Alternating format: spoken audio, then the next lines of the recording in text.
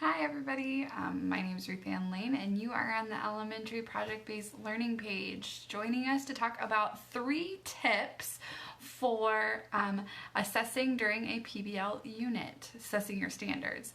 I'm really excited to talk about this topic because I think it's really important. There have been a lot of studies recently about PBL talking about how a lot of teachers have been using PBL as more of a fluff and how it's not teaching a lot of standards. So I feel like this is a really important topic for us to talk about to make sure that we're being effective PBL teachers. As always, as I'm talking today about these 3 tips, if you would like to comment during the live broadcast, I will send you a link to a free resource from my store.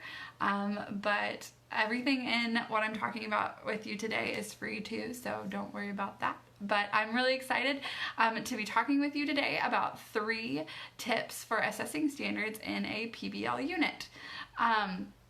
So I'm going to just go ahead and dive in with those. I took notes over this one because I've got a lot to say, but I wanted to narrow it kind of down because I wanted to say it quickly for you.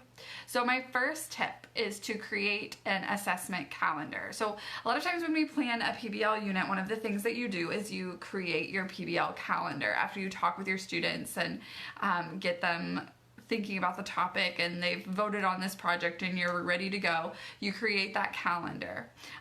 Now, once I've created my PBL calendar and I kind of have in it what it is we're going to be doing from field trips to culminating event, I then go through and I look at my scope and sequence and I compare that PBL calendar with my scope and sequence and I look at the events that are occurring and how that lines up with my standards. So if I have a field trip to the Children's Museum, I look at what standards I'm supposed to be teaching that week that can align with supporting that. Hi Leah, good to see you. I will be sending you that resource. Thanks for tuning in today. If you have any questions, let me know.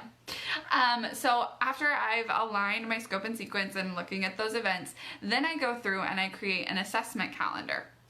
So I'm kind of looking at where I need to be hitting those pre-tests, where I need to be following up and seeing where students are at in small groups, where I need to do touch points to see, okay, check-ins and exit slips, different things like that. I plan all of that out in my assessment calendar. Now, obviously, there's some fluidity there because it is a PBL unit and you want it to be organic with the students, but a rough outline is a really good idea so that you know exactly when you should be assessing those standards and the important parts of those standards that you need to be hitting. Okay, my second tip is to design your PBL with the end in mind. That's something that you learn at a lot of PBL workshops. They say it in a lot of PBL books, to design your PBL with that culminating event in mind. Well, you know what? Assessing is no different. If you're going to do a post-test at the end, design your post-test before you even start your PBL and then create your pre-test after that because you want your post and your pre-test to be very similar. I mean, you know that as an educator. You want that post-test and that pre-test to mirror each other. Now, if you are standard-based grading, I would make sure to assess any of the standards that you haven't recently assessed using that rubric that either your district gave you, your school gave you, or you created for each of your standards. I would make sure to go ahead and gosh, guys, I just totally lost my train of thought. Oh, I would go ahead and assess those standards in the pre-test before you get started. Okay, Leah had a question. She says, how do I plan assessments when my students really don't get a grade? Their grades are based on them meeting their IEP goals. Ooh, good question. So Leah, I guess my question would be more, are you support then? Do you go in to another classroom teachers? Are you a push-in model or a take-out model in terms of I assume you're a special education teacher. So do you go in with that teacher and support another teacher, or do your students come to you? Would be my question. Because if your students are coming to you, then yeah, we should probably create some rubrics using the goals that you have for your students. Whatever that goal is that you have for their end of the year IEP, I would create a rubric that kind of goes with that, so you can kind of see those prerequisite skills and things as they're building up, kind of like you would do for standard-based grading. But if you're supporting that teacher, then I would look at what that teacher's rubric is, a classroom teacher, what their rubrics are and what their grading system is, and then see what you need to do in order to support your students so that they're meeting that, and then use those assessments or ask them for their assessments ahead of time so that you can see. That's what the special education teacher at our school would do. Whenever we did a PBL, she would ask me for the assessment ahead of time, and then she would see what she needed to do to be during push-in time, talking with those students about what they needed to be learning and grabbing, and then she would make the accommodations. I'm a classroom assistant in a self-contained classroom.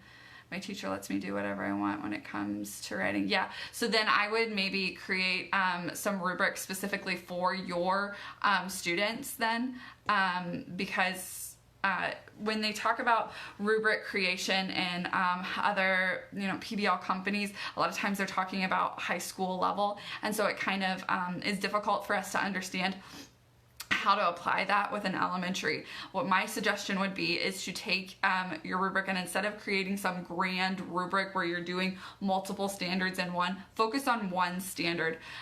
Make the prerequisite skills your bottom, then make what would be on grade level, and then above. And so as you're working with that student, making those goals can be sometimes in their rubrics too, so you could use their IEP goals to create a rubric, or a standard-based rubric for their writing skills, if that makes sense. I would highly recommend creating a specific rubric either per goal or per standard for your students. Okay, if you still have questions, Leah, let me know, and I would be happy to answer them. Or I know some really great PBL special education teachers that I would be happy to maybe send a question to and see if they could give us some answers too, if you'd like that.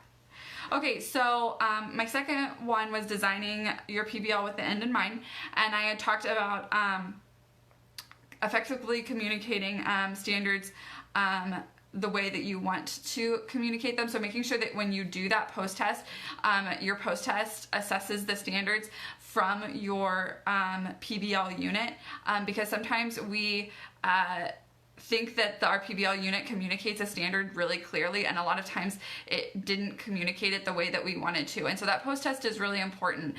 With the teachers that I coach, a lot of times when they are going through a PBL unit, if they are standard-based grading especially, they don't understand the purpose of having a pre and a post-test. And I think your pre and your post-test are still really important. Now when I say test, I don't mean that you have to give them yet another piece of paper or online way to assess them, because Lord knows we are already assessing these littles out the wazoo. But sitting down and doing an observation assessment, reading a book in a small group, and taking notes as you're going, does that student decode words that they come to that they don't understand? Does that student seem to understand what I mean when I say the word topic? Are they interacting? Are we talking back and forth?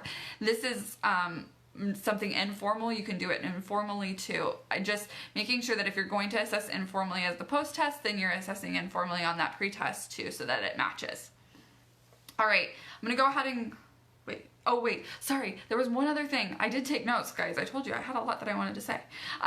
When you design that PBL post-test, also thinking about your pre-test is a great way to develop those workshops and scaffoldings and things that you need to know. So when you go through your pre-test and you're looking at it, there are things that you're gonna think that your students knew that they didn't, that can either go on the need to know chart, or you can use it to create scaffolding or workshops where you pull kids aside to give them that extra background knowledge before they do their PBL unit. So it can be really helpful in helping you to know exactly what it is that they need. All right, my third one is to assess the way that works for your classroom. Now, I know that we all have specific things that we have to do, specific requirements that we have to meet, but I think it's really important that if your students are, testing a lot right now, if you're in the middle of the big district assessment where you're either doing something like DRA or you're doing Fontes and Pinnell or whatever, and you're starting a new unit, you do not want to sit down and give those kids yet another test with a piece of paper. So assess the way that works for your class at that specific time. If that means that you're doing something really quickly with paddle boards where you give them questions, or you're doing something kind of more informal, like, what is that online one where you can give them, I'll look for that and I'll put it in the quotes, but there's a great online assessment tool where you can put a multiple choice question up and the kids can choose it on their computers and devices, and it gives you a really quick bar graph. I can't remember what it's called, but I will include it in the links. Just something where you are getting an idea of where your students are before you get started. I know that the rubrics, again, are encouraged a lot in workshops, but that doesn't always work for every elementary classroom, especially standard-based, because you already have a rubric. So you can't create a giant rubric with all of these different standards in it because you already have a standard-based rubric that you're using. So using that same standard-based rubric, it's already been created for you. You don't need to go above and beyond creating a large rubric for your project. And remember, it doesn't always have to be a paper test. It could also be observation or a discussion during a group. Okay, guys, that's all for me today. I was very quick. I didn't want to keep you for too long because it is Sunday night, and we did just get back from a long week. So I'll go ahead and let you go, but thank you for tuning in, and Leah, I will send you that resource. I post a survey every Monday for different topics to talk about. If you would like to vote in that survey, I would love to know your opinions or thoughts on what it is you would like to see. Okay, thanks, bye.